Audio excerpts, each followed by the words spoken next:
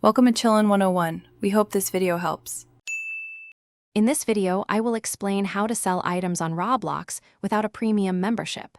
Many creators believe a subscription is essential for selling, but that is not entirely true.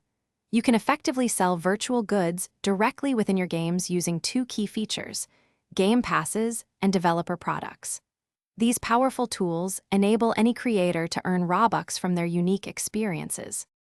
Game passes are fantastic for offering unique one-time benefits within your game, like VIP access or special abilities. To create one, navigate to your experience in Roblox Studio, then find the associated items section.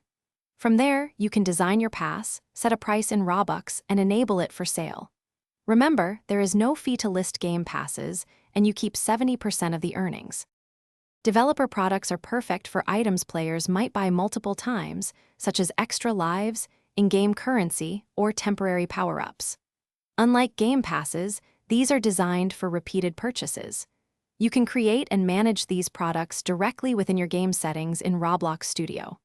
Just like game passes, you set the price, and Roblox handles the transaction, giving you 70% of the Robux earned. To maximize your earnings, actively promote your game passes and developer products within your game. Clearly communicate the value and unique benefits each item offers to players. Consider pricing your items competitively. For example, a game pass for 50 Robux might sell more frequently than one for 500.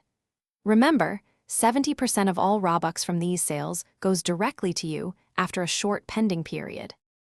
Thanks for watching. Consider subscribing if we helped you.